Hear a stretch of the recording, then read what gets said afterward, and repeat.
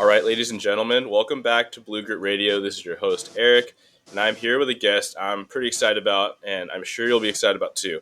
Um, I am with Audrey Andrade. Audrey, thanks for joining us. Thank you so much. Really happy to be here. So, Audrey, you are many things. You are a veteran. You are a wellness blogger. You are a nutrition coach. You're a practitioner of BJJ, and so like, I was literally just asking Audrey how she wanted to be introduced, and super chill. She's just like, whatever you want to say. But there's so many things, and so I hope to be able to dive into all those things. But Audrey, if you can just start out by introducing yourself to the audience.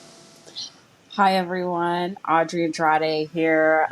I am a happy wellness blogger. I love to post on simple things that you can do every single day to just stay consistent with your health goals. I served in the Navy as a surface warfare officer for about 7.5 years. I separated from the Navy last year in September. Oh, my goodness. Thank you for your service, by the way. Thank you. And now I am a full-time writer, and I'm just excited to be able to help people in the way I can. As you said, I do roll jiu-jitsu, but I am a newbie. I just want that to be clear. I started early this year, so please don't take any jiu-jitsu advice from me. Well, I think that the biggest jiu-jitsu advice to being a newbie also is that you're doing the thing, and that's like 90% of it, right? Just doing it and being humble. Yeah, showing up, leaving your ego at the door. Believe me, it's like I get choked out a few times. I'm like, okay, what can I learn from this? Yeah. Yeah. Well, fantastic. So, your Navy career, is that something that you always knew you wanted to do, or when did you decide that was going to be the path for you? Yeah, so in regards to the Navy, so I was in high school, and it was about fall my senior year, and I was thinking about my future, as most seniors in high school do, and I realized that I'm poor, my family's poor, and there's no way, and there's not enough scholarships out there to afford the colleges in California. Oh, man, yeah. So I really thought long and hard about that, and I went to a recruiter and I said, hey, I want to join the Navy. It seems like there's some great benefits, and kudos to my recruiter. She said, I think you'd be better off at the Naval Academy. So I said, okay, I'll give it a shot. I didn't even know what the difference was between officer and enlisted. To be honest, all I knew was that there's an admiral somewhere and a general somewhere, and that was, or you're. You've heard these ranks at some point in your life or in movies. Yeah. All I've heard was, any movies I've ever seen. So I decided, okay, I'm going to just apply to this Naval Academy thing.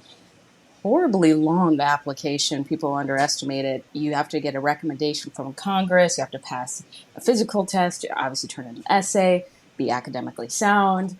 And it took a couple months to actually finish the application. And then I got in. And I attended the Naval Academy, graduated 2015.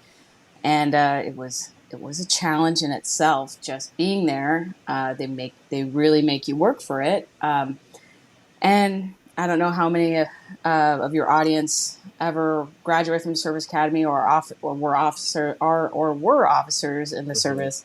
But it is a different culture for sure. I felt like I did not fit in. And I thought to myself, I made a huge mistake.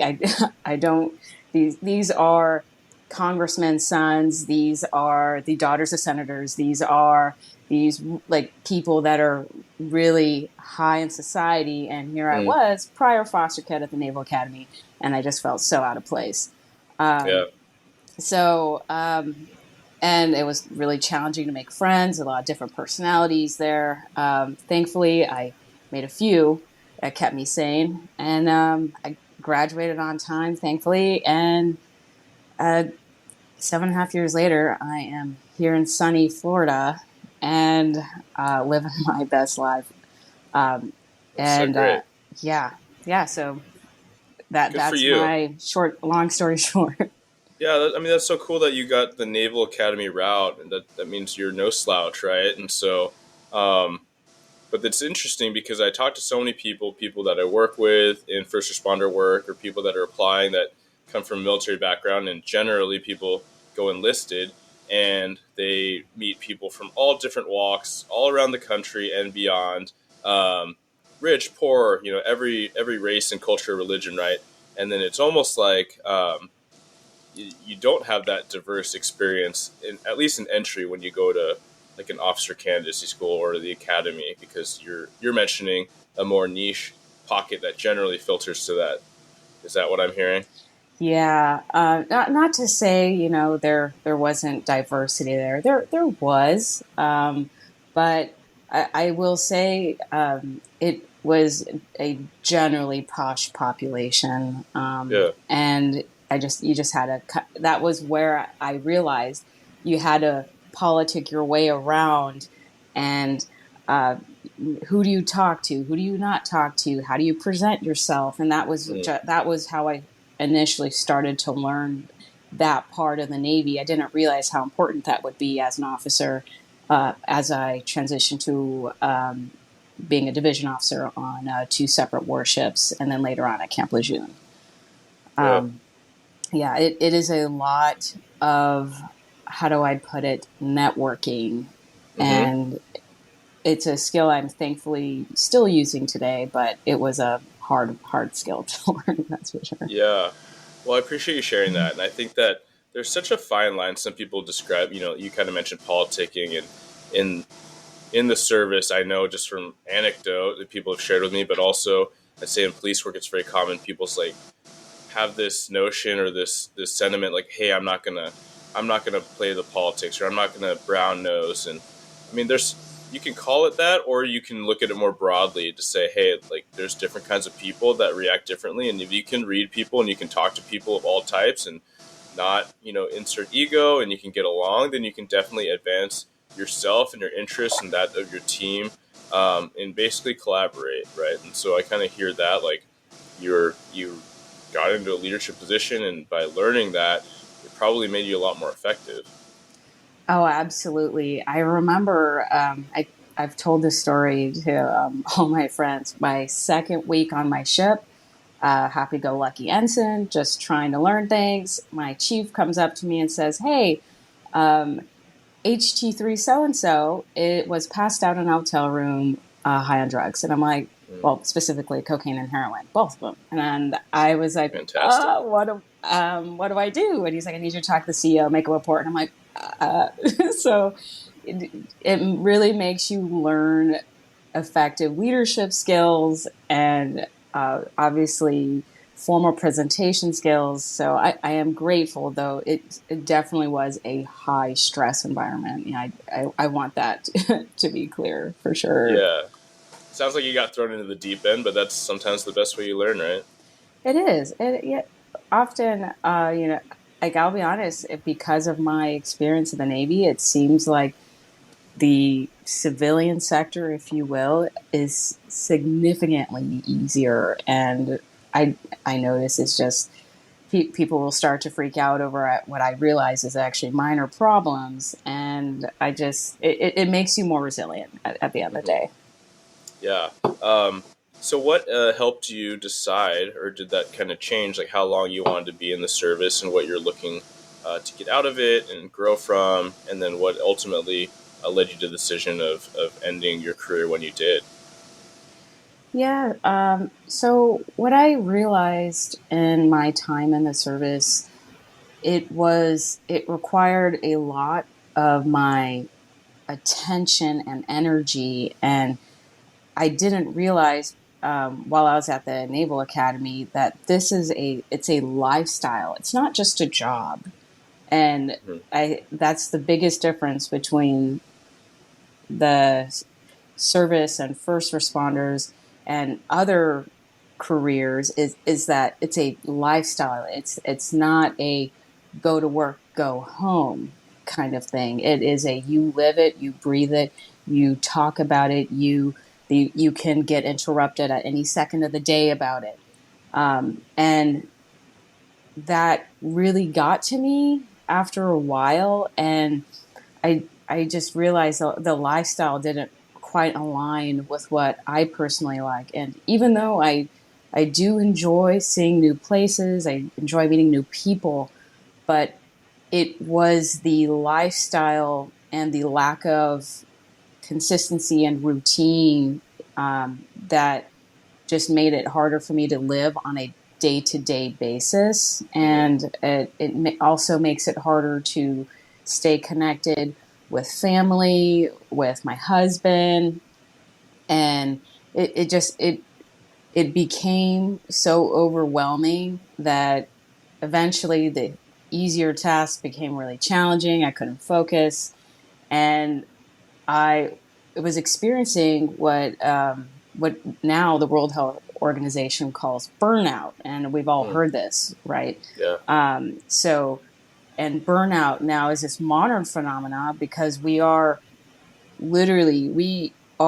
overworking ourselves and under recovering ourselves, and Mm-hmm. it gets us to this point of being brain fried, and I just couldn't live like that anymore. Mm-hmm. And that eventually led to my decision to separate. Yeah. Well, good for you. And I'm glad you brought up the specific topics and the themes of like the lifestyle not agreeing with you, right? I think that we're continually changing, our circumstances are changing. What might have been serving you really well X number of years ago, you know, wasn't serving you that well anymore, right? And so I think it is easier, right, for people to recognize, like, hey, your standard military career might be 4-ish years, and everyone can recognize. I hope everyone can recognize like that's a huge sacrifice and amount of service to provide your community, your country, and to your brothers and sisters. But I feel like those in first responder land, whether it's firefighter or EMT or police or corrections, like it's really hard to just take that chunk of time and say like, oh, that was really good. I developed skills. I served my community, and now it's time to transition to something else. Um, maybe it sounds weird as a recruiter to be talking about this so frequently now, but maybe because I'm mid-career where I'm like, hey, I would love for everyone to have a very fruitful 30-year career. I just also would prefer that everyone really take care of themselves and their families. And if it's not agreeing with them for whatever reason, then maybe we assess. Maybe we look at a different assignment. And here I am, cushy, like you can see me. I'm at a desk, right? And so that's like my majority of my job. But I also think that that could be really helpful for a lot of people. And I've seen it be really helpful for a lot of people. Oh, absolutely. You know, my original contract after the Naval Academy was 5 years, and then my resignation got denied, and I had to Mm. serve an additional 2.5. Oh, Um, how does that yeah, work? Because I'm not I familiar. yeah. Who knew that when officers take their oath of office, it is a forever until you resign and your resignation is approved. Just Oh, because you submit a resignation doesn't mean it will get approved. So yeah. Were you doing too good of a job then? I, It's almost like, I, I don't know. They recommended me for early command, which is where I could potentially be the commanding officer of a really small ship. mm, Um, so, yeah, it but sounds like you're doing too good of a job. yeah, maybe I was doing It's like too you good. got to pull I like the said, office this is space where you not stop aligned with going, and me. then you get a promotion. And you're like, what is going on? Yeah. Yeah, but to your point, you're right. With the first responders, it's not like they could just submit a resignation and then start a new career. Mm, Um, I know that field is, or really both, because if you submit a resume as a first responder or a veteran who recently separated, a lot of companies are don't really understand the what your job was. mhm. So they're often not really valuing it, which is such a bummer because we all know what we did. We know all the blood, sweat, and tears we really committed, but these companies don't quite understand the depth of experience it is, and and unfortunately, it's kind of they look at it as like, oh, that you were, killing babies and shit. Excuse me, you were You're killing okay. You're babies, okay.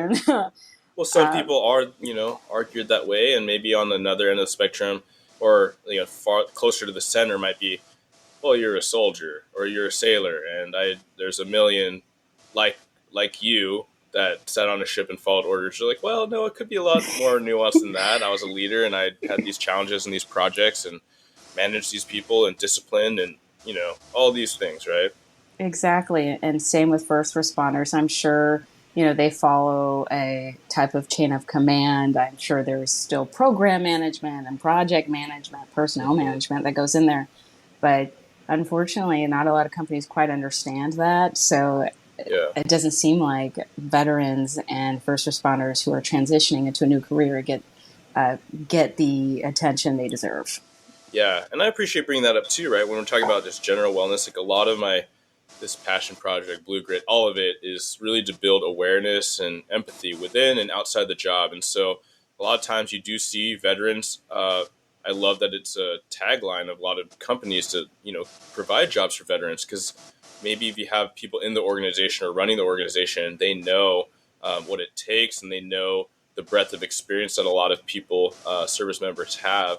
Same with cops, right? You might have cops that are more apt to hire ex-cops because they have that experience, or maybe they had someone in the family to know, yeah, it's not just you walking around the city blocks, swinging a stick.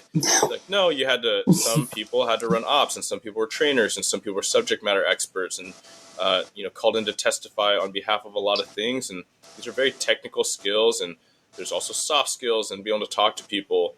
So yeah, I just that is a common thing where a lot of people that leave just try to tell, even on this podcast, they try to show and explain to the others, like, hey, if you are thinking about it and you're fearful, like, there you do have a wealth of experience. We just have to learn how to articulate it and re-enter the job market and all those things. Oh, absolutely. And I'm not sure what the first responders have, but there's this program for right before you separate, and they try to teach you um, being how to be a civilian in the workforce. I Hmm. personally don't find it very effective, but Yeah. I'm thankful there's something at least. I'm not sure if the first responders have that. No, no. Oh, There are a couple organizations um, that work on that. Like I've found, and just started getting more familiarized with, as far as like cop to corporate and just resources. But yeah, I'm hoping that this can also provide that. Right. Ultimately, a cop or anyone isn't doing much good for themselves or anyone if they feel stuck and they really don't feel like they have options. I feel like people should explore their options and know them, and a lot of times I feel like that can help you find and reinvigorate you. If you, let's say, you recognize you have options and then you choose to stay, like, that's so powerful, right? It reinvigorates that purpose, and you're like, no, I don't have to be here, but I choose to be here, and that mindset shift is so powerful. oh, absolutely, absolutely. One thing I mean, there's a lot of things I want to talk about, but I just want to start off not start off, I guess to transition to the next chunk would be, as soon as I started learning about you and we connected, and I saw what you've done and what you're doing and just the content you're putting out as far as health and wellness, like, I knew I wanted to have you on the show because it's all straightforward. It's all non-dogmatic.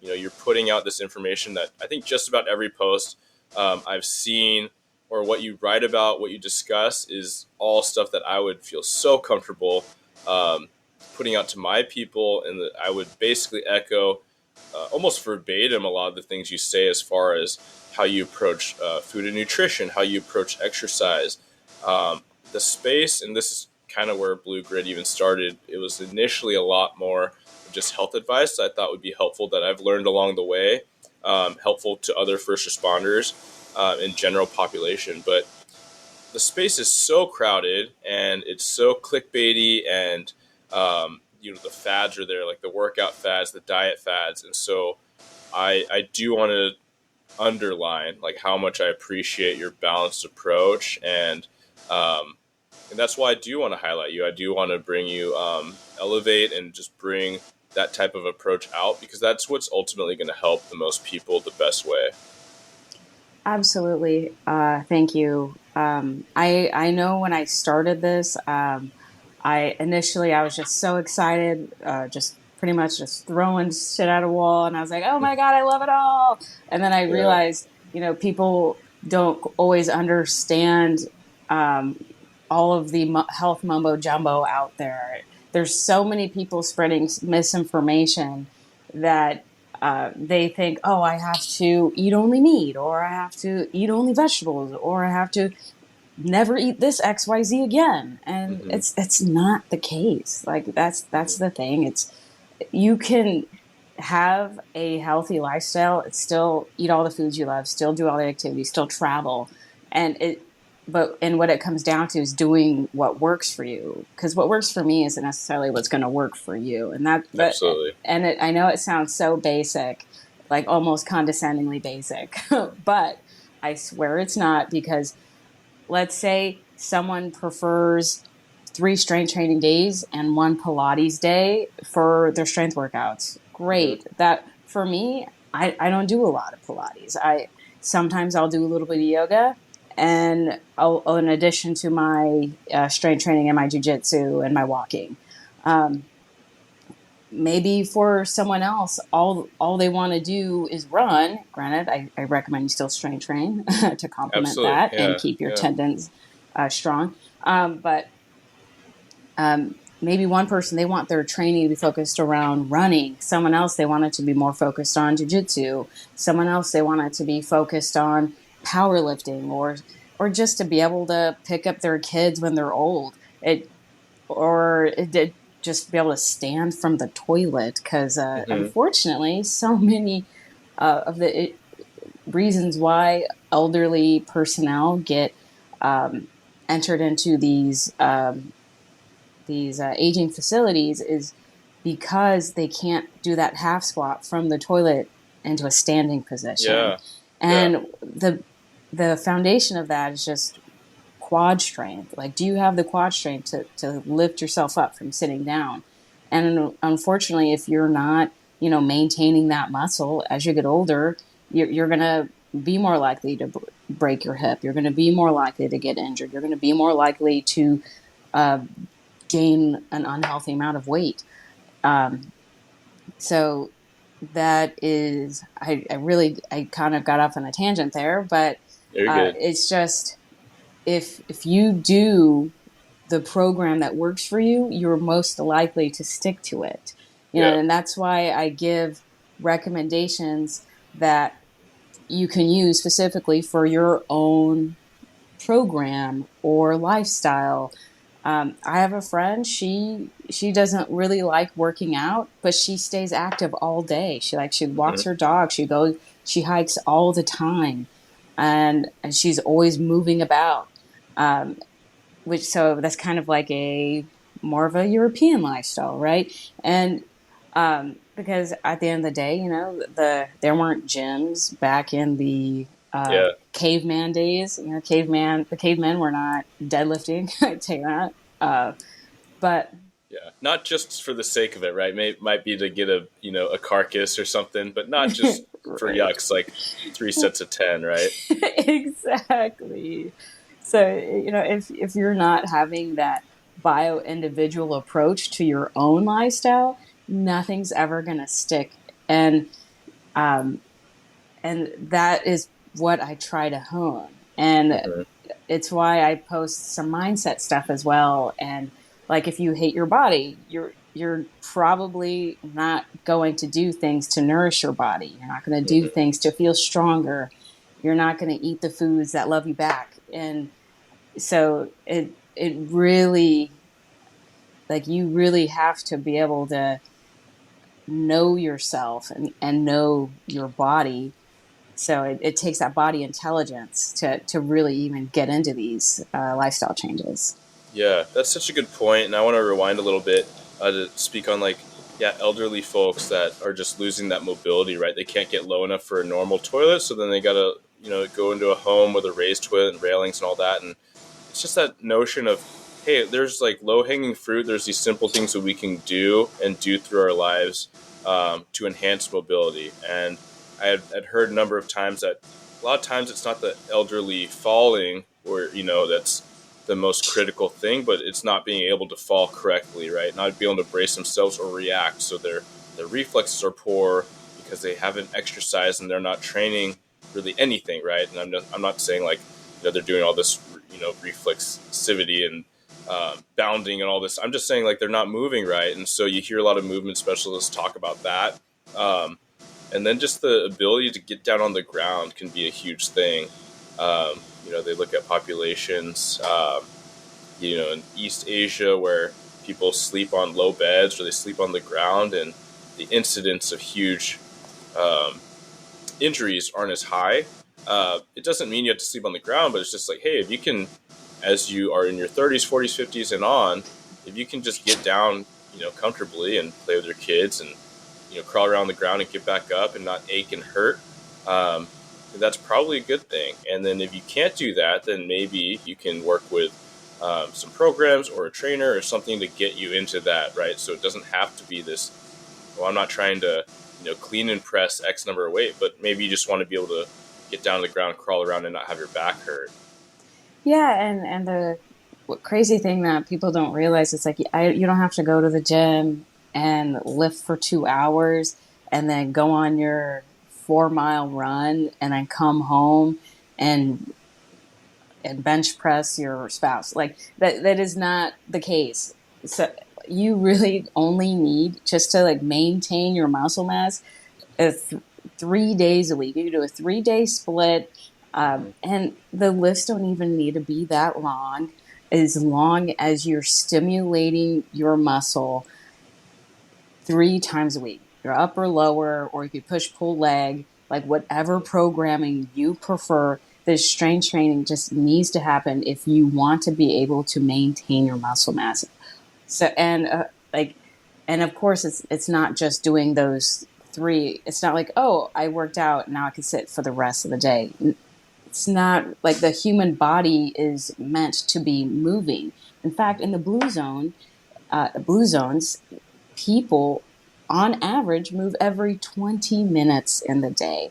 And it could mean, sitting, having coffee, and then going for a walk with a friend, or having breakfast and then working in the garden, or just cleaning around the house, or just staying moving. And that's often the secret that goes into a lifestyle of longevity, is this acceptance of moving every day and not just doing your workout and sitting the rest of the day. Because, yes, it's great that you're doing your workout, but if you stay moving, you are more likely to not have as many mental health days. You're not as likely to get injured. You're able to keep you're able to maintain your muscle mass. And people underestimate the value of their muscle mass and think, oh, I could just take Ozempic and lose weight. Mm. And it's, Ozempic, yeah, we went there. yeah, I know. I There's said it. no, I there's said no it. miracle drug. There's no miracle solution, guys.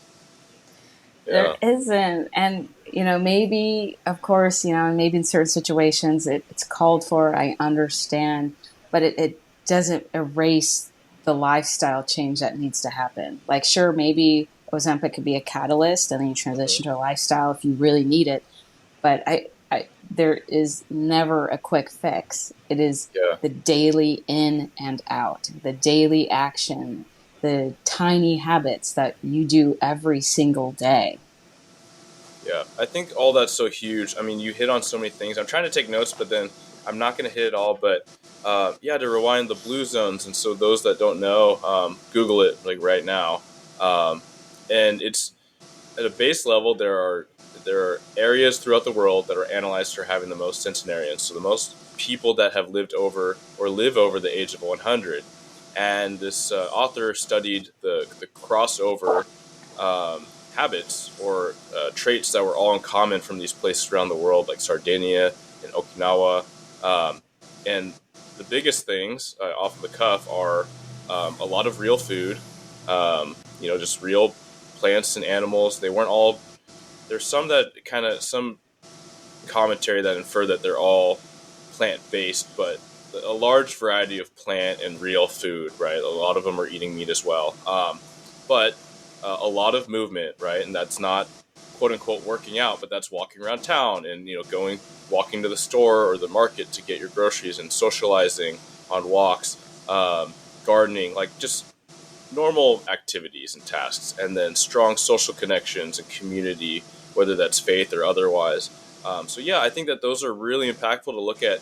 How do we make sure that we are emulating that to the best of our abilities? Because that's really what makes you healthy, right? Not having a 6 or 8 pack, not being able to, like you said, bench press your spouse, and that leads into, I think, the biggest thing for people to really think about and identify is what is your goal, and then I'd add why, right? And to speak a little bit about myself is I learned so much about health and wellness, I suppose, just through my career. I was super interested in it, and I did a lot of experimentation, not because I thought it'd be the best, but I was just curious, right? So, I tried keto and I tried intermittent fasting and all these things, and um, I guess like before I go down that huge rabbit hole of all the things I tried, um, what would have been really helpful is just to recognize what was my goal, like what was my intent. Um, and then even if I explain that right now, I think most people that um, know anything would probably say that it was not a good goal or not a good way to get to that goal. And what I mean is that I was trying to fix my sleep, and I'd heard enough little anecdotes that like, oh, keto will help your sleep.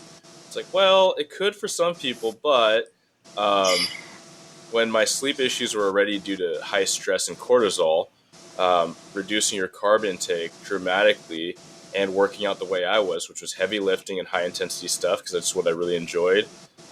Yeah, cortisol was like through the roof. So in hindsight, it makes a lot of sense that that was not helpful for my health or my sleep. Um, I think most nutritionists and dietitians probably would say that, but your keto advocates that I was looking at would say, no, you just got to keep powering through. Your body just hasn't fully adapted yet. Um, so know your goal, know your why, and try to look at the big picture. It's not going to be simple, and as you said, it is super individualistic. Absolutely. And on the keto thing, it was a diet originally created to help diabetics manage their blood sugar. Like if you already have diabetes, you're going to be going on keto, or to help someone with epilepsy. And Mm-hmm. now it's turned into a health craze, and people who don't need to do it are doing it, and women are messing up their hormones. Men are, like you said, messing up their sleep, which is so important for testosterone production. And there are so many consequences to people starting these diets, not realizing that it may not work for them. Maybe someone who has pre-metabolic syndrome, uh, who where your fasting blood sugars is at 100, and you're almost you're on the line to get diabetes. I would say, okay, maybe you should try keto. Mm-hmm. But for someone very active like that, I would never recommend keto, because you're going to just completely dump your glycogen stores in your Yep. muscles, and you're going to feel like total crap. And um, yeah, and there are so many other diets out there too that people don't necessarily be doing. And kind of like if you look at the intermittent fasting trend, that don't get me wrong, I fast at night. It works for me. I personally Yeah. don't like to um, eat and then go to bed. It makes me feel lethargic, especially because most people, their digestion slows around 10 p.m. Mm-hmm. And that that's why if you eat a late meal at night, then go to bed, you wake up bloated, you feel like crap. Um, but maybe for some people, intermittent fasting could really mess up their hormones. So you have to really take an individual approach to these things, and that is why I make every now and then I have to make the boring post. Do what works for you. Yeah. but people want the easy answer, right? And for some people, that's Ozempic, and some people they want you to say, they want Audrey to tell them, "Hey, I've hired you. Tell me to do keto, and I'll do it." And you're like, "Well, I don't know. Like, it might not be great for you." Um, but if I were pretty sedentary and I had, let's say like a lot more body fat, and I didn't really love working out, then maybe I don't think that'd be unreasonable for someone to say, "Hey man, like start on a lower carb approach, see how you feel. If you love those foods and you love how you feel, then like keep toggling the carbs down." Especially if I don't really want to lift weights, maybe I just want to walk and I want to hike, and that's like that's my jam. Then maybe do what's right for me. But yeah, at the same time, we got to be careful about looking at these little examples, because I think that there might be something to. Or I don't think that. I believe and know that there is something to individual genetics, right? And based on your ethnicity, based on your lifestyle and your genetics, like all these things factor into what's going to work for you and your preference as well, right? You mentioned earlier, uh, whatever you're going to actually want to do is what you're going to stick to doing. So that's really helpful. Um, but if you look through social media or just the online space, you're going to find these specimens, men and women, that some of them, let's just say, could probably do a spread of different things, and they might all always look fantastic, and they might always perform fantastically. Um, if you know any really high level athletes, whether those in high school or college, we know a lot of athletes and professionals as well that are pretty open about how much junk food they consume. um, they are very like they're that upper echelon. To say or infer that you could eat junk food and perform at your best is probably unreasonable. So just to recognize everyone's different. Yeah, everyone is different, and to be fair to those athletes, like think about their activity level. Like the Hmm. biggest lifestyle change you can make is your movement, because like let's say if you go from being sedentary 3,000 steps a day to, let's say, 10 to 16,000 steps a day, and you kept your diet, I am positive that you would start to shed some weight. I Just because the amount of movement those athletes are doing on a daily basis, like they need to consistently replenish. They're training between maybe like 3 to maybe even 4 or 5 times a day, depending on what their sport is. And when they're not training, they're often studying, which requires a lot of focus, a lot of energy. And Hmm. that's what, some people think, like, oh, athlete so and so eats XYZ, so I can. Well, what does your activity level match that of the Olympic athlete? But of course, I'm not saying you should be afraid of your food. No, no way. Like you deserve, just like every human here, to have food freedom and not feel constrained in what you can eat unless it really extremely bothers you. That should be the only reason you don't eat a food, not because you don't think you deserve it. We all deserve food. We all deserve to eat and to feel nourished. And which is why I am always advocating, like, eat higher protein. You want to feel full. You don't want to just like, oh, I'm trying to lose weight. I only can have this rice cake. Not, Yeah, why else would people want to eat more protein? Because I love that, and I've actually like blogged about that, like prioritize protein. oh, absolutely. So I am always writing about increasing your protein intake because that stimulates your muscle protein synthesis. So, especially in the mornings. So, if you have at least 30 grams of protein, that's going to, for adults, that's going to stimulate your muscle recovery, your muscle growth, and of course, make you feel fuller throughout the day. Um, for me, I personally like to have higher than 30 grams of protein just because my activity level is very high. And I do have certain body composition goals. Hmm. So um, if you're trying to lose fat and or gain muscle, you're going to want that higher protein content, because if you're on a calorie deficit, which you should be if you're trying to lose fat, um, you need to have that higher protein intake so that way you're not losing fat and muscle.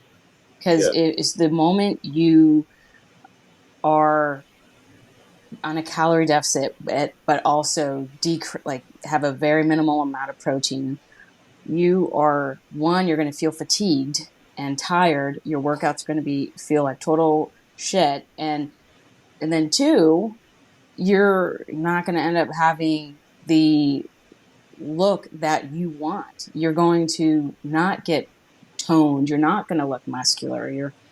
In fact, you're going to look like the skinny fat phenomena.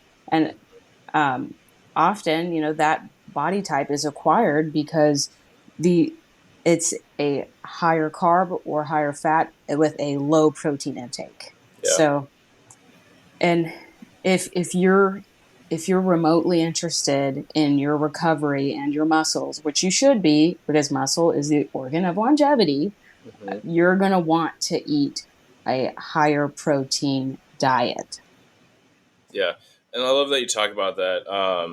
Protein, high protein is, I mean, kind of recently, even for people that follow a lot of the health space and talk, is that, well, protein can contribute towards aging, and having large muscle mass can contribute towards aging as well. So you have some of these quote unquote biohackers that are trying to almost minimize the amount of like muscle that they have, but really that's what's going to make you durable. That's what's going to help you live better. And we're not talking about, some people, look you up or look me up and like, well, they're even too like, meatheady for me. It's like, no, it's just that's what's going to make you fall. As we talk about mobility, your fall prevention, you just being able to move through life.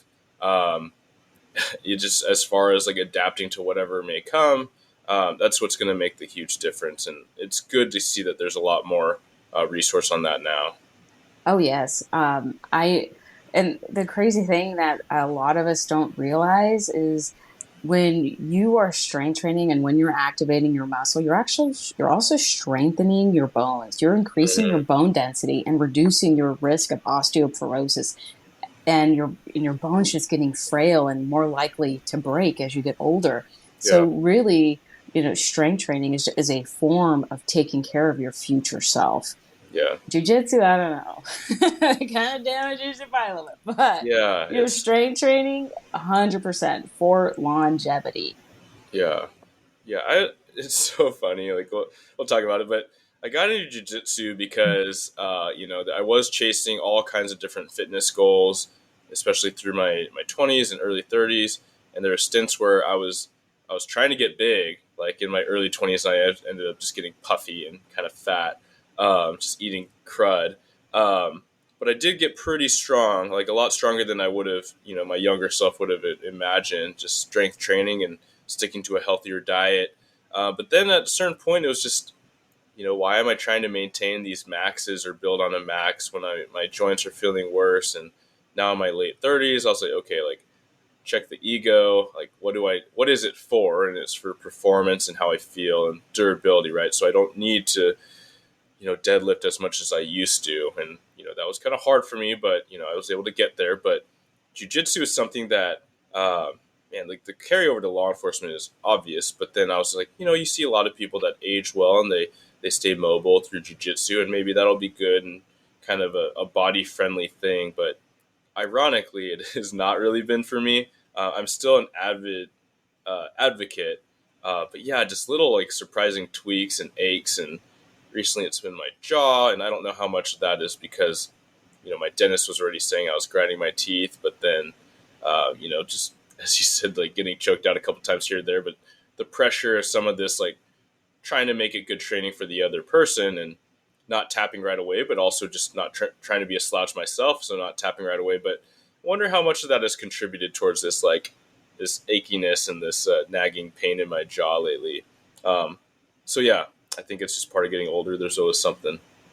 Yeah, there's always something, but as we age, if we prioritize our protein and strength train, you're going to be able to mitigate so many problems that typically come our way. So just up your protein intake, probably a little more than you think, and strength train.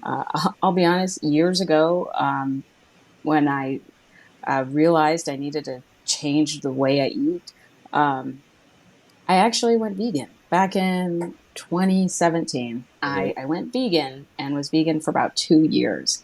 And by the end of it, I was a vegan cardio queen, and that's all Mm. I had all of the Yeah. processed vegan diet. I all I did was run. I hardly ever strength trained. Maybe I did a little bit, maybe once, maybe twice a week. Um, Nothing crazy. And by by the end, I feel it seemed like I had lost a lot of the definition that I had before I went on. Hmm. And I was exhausted a lot of the time. I was often really moody. I was bloated a lot. I it my Do you think that was all the fiber, or was it it just digestion in general? it probably was just the high fiber, because if you eat like really, like the daily intake should be between 25 and 35 grams of fiber a day. I'm pretty sure I was having closer to 50 and 60 grams of fiber Yeah. a day, and that is a lot for the body. Though I will say your microbiome does adjust should you go meatless, to prioritizing fiber over more protein based molecules. But it still doesn't mean that's optimal for the body. I had ended up having a lot of energy issues at the end of being vegan, and when I switched to vegetarian, and I it was a little better, but then uh, I switched out my running for that sculpt. You know what I'm talking about? These like little baby weights or the Oh, yeah. dancing You're arms. gonna tone, right? You're gonna tone that I muscle. Yeah, you're gonna That's tone the muscle. marketing. Yeah, it's marketing, right? I know, and little did I know, I didn't realize that muscle mass only increases or decreases. You Hmm. cannot just tone it. You could lose fat to highlight your muscle and look more defined, but your muscle cannot get longer. Your muscle cannot be lean. It just increases or decreases. But a lot of this marketing from because if you look at the Pilates body, the bar body, a lot of them are originally like ballerinas who are naturally slender and thin. All right. What is a podcast without a little technical difficulty? So, Audrey, I'll start you back off. You're talking about adjusting from vegan to vegetarian, and then we're talking about toning. So why don't you take off from there?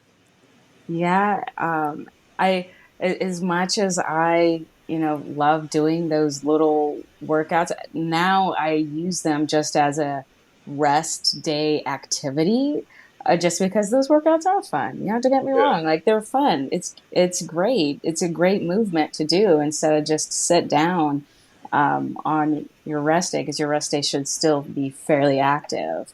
Hmm. Um, but um, I I just kept doing what was trendy for the longest time, and was wondering why it wasn't working for me.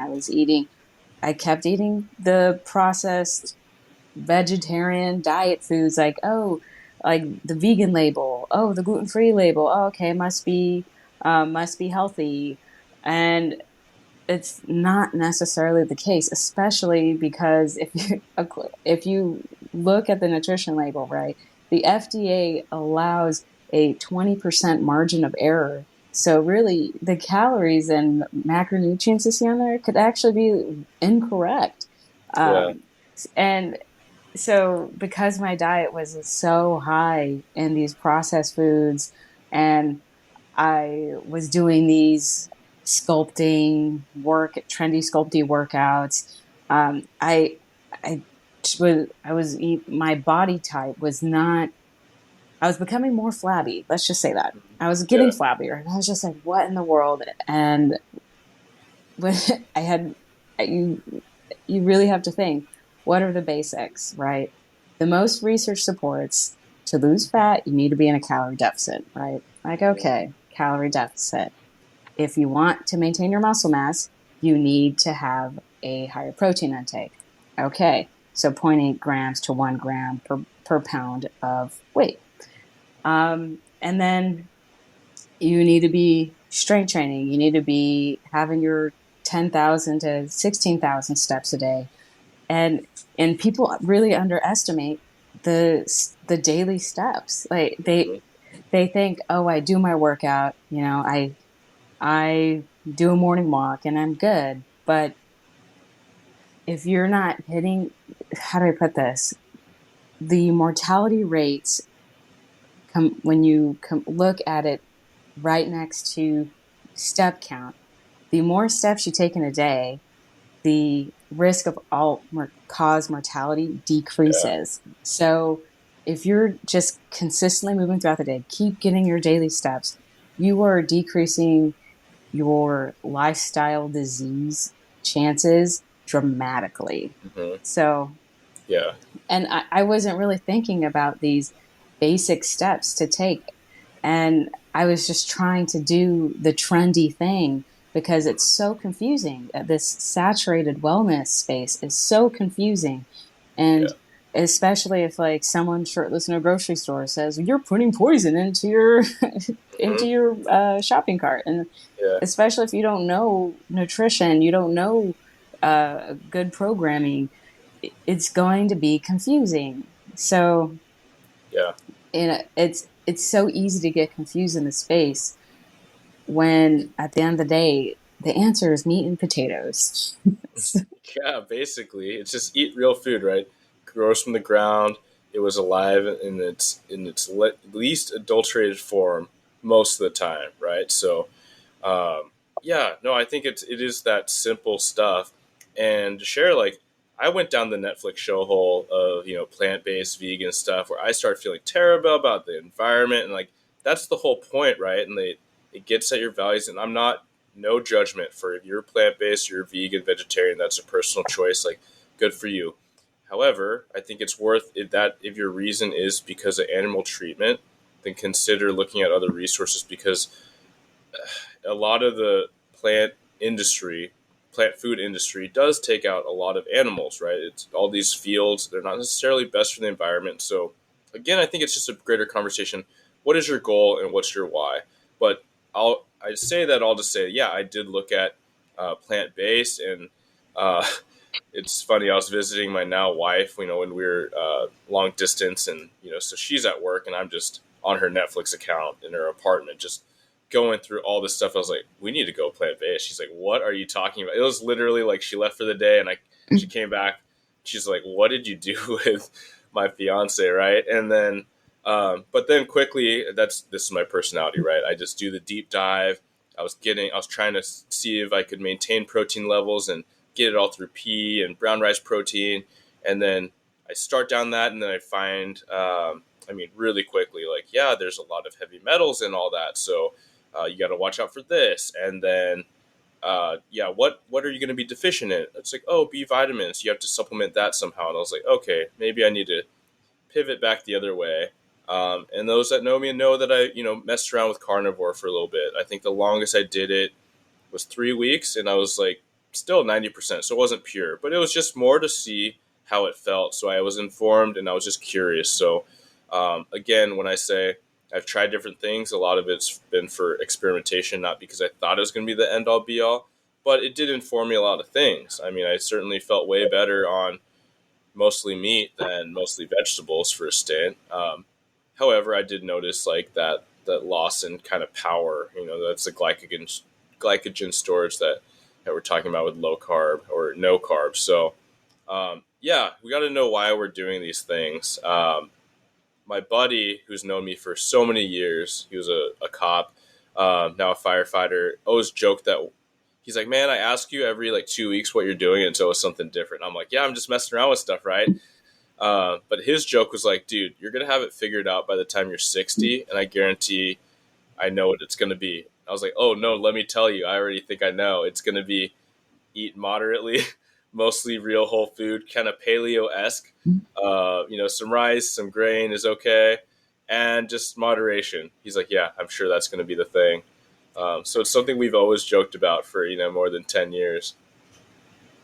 Yeah, and it's so funny that, no one wants to advertise, hey, it's good for you to have that very tasty family meal that you meet up with your parents on Sundays, and yes, have the dessert. You deserve it. You worked hard all week. It's not so popular to say that an indulgent meal is good for you, because if you're consistently restricting and denying yourself things, you're eventually going to binge. I was on that binge cycle for years. I would undereat during the week, binge on the weekends, and it's a vicious cycle, especially when you combine it with that active duty lifestyle where it is a high stress environment, and then all your friends want to do on the weekend is go out drink. So it Yeah. then you have the compound effects of binging and the alcohol together, and then you're wondering why you are unhappy with your mental health, your physical health. You're unhappy with your social your social life, and your pretty much your why, like you said, like your purpose. If you don't have an idea of what your purpose is, you're more likely to make unhealthy decisions. So it is so connected, and it's it comes down to, are you doing the things that you actually want to be doing, or are you doing what you think is trendy? And I it took me so long to be able to say, oh no, I cannot drink because XYZ. Oh no, I really don't want to eat that right now. Or, hey, no thanks, that makes me feel like crap, I'm not going to eat it. Instead of being like, oh, I'm out, I might as well eat. It's like, it takes knowing your body. It takes not just loving yourself, because I think that's a bit complex. It takes accepting what you are and who you are. Yeah, it's yeah, it makes me think of a lot of things, and there's this subtle, sometimes unwritten, like peer pressure when you go out and you get this table of food and everyone's having a drink, and I think it says a lot about our culture, and it's not just law enforcement and military culture, but it's certainly prevalent in that. But even when I'm out with my college buddies, like if I don't get a beer that day, then there has to be a reason, right? Like, oh, do you have to leave soon? And it's like, no, but even when times when I was trying to diet down and leaning out, then it was a thing like, oh, are you on a cut? And it's like, I mean, I was, but at the same time, like, why does that have to be a thing? Why does it have to be weird? And other people make it weird if you're not having a drink. And I think that we just need to recognize. I'm not saying don't drink. Like I love to partake here and there. Um, but I know that lifestyle you're talking about, where on the weekends you're going hard, and that was certainly my like post college years and being young and single, like, but did it serve me? And no. And like, what was I doing it for? And it was just habit. You didn't really think anything of it. It was just kind of normal. So I'm so glad that I've graduated past that, and just the feelings and the drag from that. But yeah, I want to ask you. I initially wanted to ask you kind of. Uh, we talked before the recording started about all these lessons learned that you wish you'd known. I think you kind of covered a lot of that, right? As far as like different things you've tried. Um, but what was the precipice? Like, what was the catalyst for you moving into this space of wellness and wanting to help other people with it? Yeah. So what really started was, I was reading a book called Beyond the Pill by Dr. Jolene Brighton. And I was on birth control at the time. Mm, And I was reading, and I'm like, man, it seems like the birth control pill could really affect your body in ways that really doesn't help you. And there's certainly other ways to prevent a pregnancy. And so I said, okay, I'm going to get off birth control. And what's crazy is that 3 weeks after getting off the pill, I was creative. I lost a few pounds. I probably lost 5 to 6 pounds. Mm-hmm. Um, I would wake up in a good mood for no reason. I was more present, and it was I at the time I didn't realize it, but there's a brain ovary connection that gets interrupted by the pill that prevents the ovulation. And it was really after experiencing just that like flood of mindfulness and joy that I realized, I said, wow, like the things that we do every day, because I was taking the pill every day, affects your life dramatically. And you may not see it today, but you will probably see it in a year to 2 years to 3 years from now. And so then I made another adjustment. I was like, okay, I walk my dogs, and I started walking my dogs in the morning, and it would first started out as half a mile. Then I made it a mile every day. I called it Mile with Mommy. Mm-hmm. um, so, I, and then one habit after another, I realized, I said, wow, like lifestyle makes the biggest difference. So I was walking more. And because I was walking more, I decided, okay, what other ways can I get, movement in? Mm-hmm. And so I broke free of the long, lean workout, and I transitioned into more strength training. And then I got my nutrition coach certification and realized there's so much more to nutrition. We need to prioritize real foods. We need to prioritize protein. We need to prioritize our sleep and stress management and our social life, and your social life, meaning your sense of community. And Mm-hmm. when you have those pillars down, it it affects you in a way that you're allowed to focus on your life's purpose. You're allowed to really pursue your dreams because you're already feeling good. If you're not feeling good, there's no way you could actually pursue your dreams, because you're only focused on the misery that you feel. So if you take care of of how you feel before you take care of your body and your mindset, you can really make a difference in the rest of your life. And so I made these small habit changes. Well, yes, maybe initially I was doing the habit stacking thing, so Mm-hmm. Yeah. I would cook breakfast and listen to a podcast or an audiobook at the same time. Um, Anytime I was driving to work, I would try to put on something educational on the car radio. Um, Anytime there was something to learn, I kept my mind engaged. I stayed active. I nourished my body, and slowly over time, I I was realized, I was like, okay, I need to share this with people so they can make these gradual changes too, because it's nothing crazy. Like I don't do Yeah. anything that's like, wow, oh my God, Audrey, you're the fucking best. Like I know it, I do very basic, boring things. Like I said, I walk my dogs. I'll jump on my like personal trampoline a little bit. I go to the gym. I call my mom on a walk. Yeah. I tried out a new sport, and ended up loving it. Yeah. Maybe jujitsu is not your thing. Maybe you decided to finally do bodybuilding. I have a friend who started bodybuilding at age 50. She is 51 now, and she's shredded. That's legit. Yes. Yeah. Good for her. So exactly. And it's, it's these little changes you can make to your everyday that make the biggest difference. Yeah.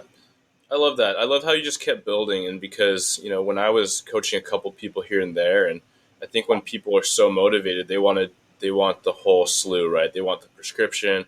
Hey, tell me what to do, what to lift, when to lift, for how long, how many days a week, and what to eat. And I'm like, what do you want to do? What works for your schedule? Like, would you prefer to go to the gym twice a week for longer? Or would you prefer to go every day for shorter? And like, well, I hadn't really thought about that. I'm like, all right, let's look at your day, look at your week. What do you like eating? Right. Let's start there, and then what are the healthy foods we can build around? Like some people are naturally gonna eat a little bit higher carb, and some people love fruit. They don't want to get rid of fruit. All right, then don't. Right? Like it's a real food. Like in the right quantities, it's gonna serve you well. Right? So, no, I love that. I love that there's a reason why, and I mean, I've a lot of friends that they came off the pill to get pregnant, and then they recognize this like brain clarity and this mood stability and things that I can't understand because I'm a dude, but I hear their anecdotes and their shared stories that a lot of women saying I'm never getting back on the pill. Like I think about that person, it doesn't even feel like me.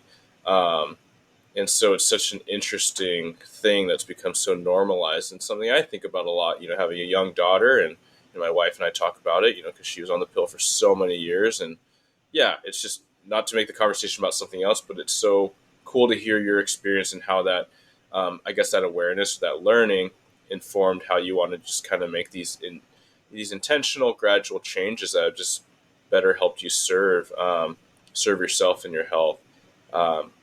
No one's making a ton of money selling this notion of moderation or doing what's right for I you, know. I unfortunately. But, know. but we need to change that, right? And so Yeah. you're going to be one of the many examples where people like listen and say, hey, if it sounds extreme, if it sounds too good to be true, then like look the other way and look at this normal, like balanced approach from people like Audrey.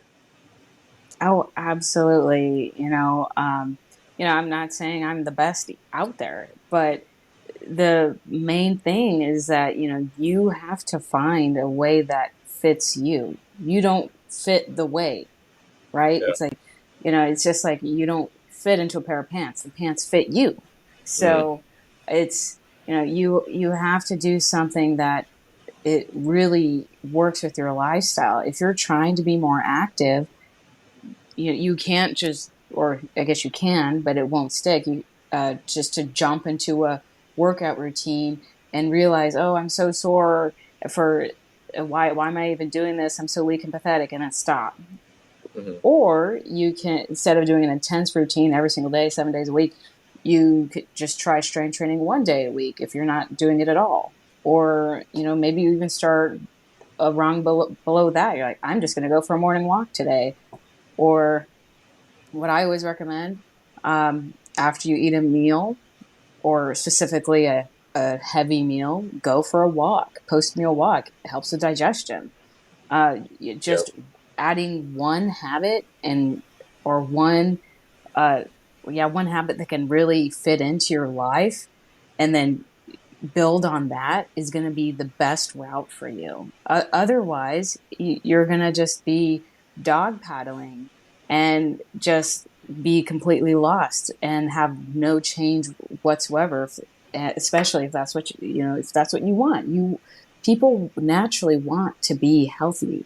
People don't want to be miserable and sad in the dark on a couch. People want to be vibrant and resilient. So it's up to us to make the changes ourselves, Yeah. and it's exciting, and I'm glad that people are starting to realize that lifestyle factors are um, a huge factor in how we feel and look. And it seems like it's only fairly recent that it's becoming trendy to have the healthy lifestyle, the quote unquote wellness lifestyle. So, granted, I'm glad a healthy lifestyle is becoming trendy, because um, hopefully it can, you can find the aspects that work for you to fit into your own lifestyle. Yeah. Well, I love that. So, I want to leave off with where people can find you, what service, like what most clients are looking for from you when they hit you up, and then anything else you want to leave the listeners with. And I'll have all the details and links in the show notes as well. Well, thank you for having me. Of course. But you can find me on Instagram, on TikTok, Lemon8. Yeah, I'm not hip. At Wellness Audrey, um, I don't even or know what that on is. Did you say lemon what? Lemon8. Okay. I All know. right. Pinterest, and Medium. They all have the same username at Wellness Audrey. Um, and yeah, give me a shout. Slide into my DMs. Ask me questions. I love to help people out. Like there, I believe this information should be free, and that's why I do it. I don't think it should be confusing on what we should do on a daily basis. Eat your meals, go for your walks, do some strength training, find a sport that you like, do it. Mhm. You know, Yeah. it doesn't have to be complicated. I love that. It's something that, I've definitely talked to a lot of dudes about as far as like what little things they can do or what big things they can do depending on what they want, what their goals are. And so it's super refreshing to find someone that's putting out amazing content. It's free, it's approachable, it's correct, like it's balanced, it's actually right.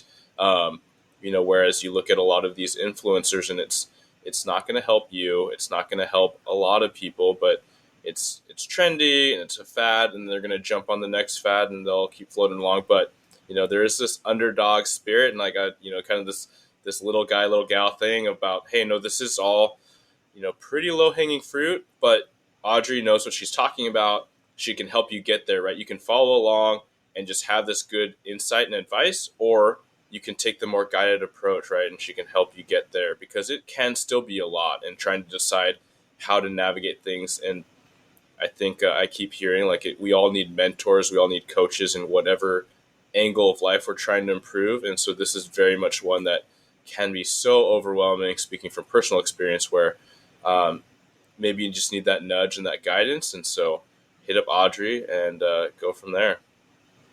Hell yeah, hit me up. All right, cool. Hey, thanks again. It's been a pleasure connecting, and we will talk soon. Talk soon. Thank you so much.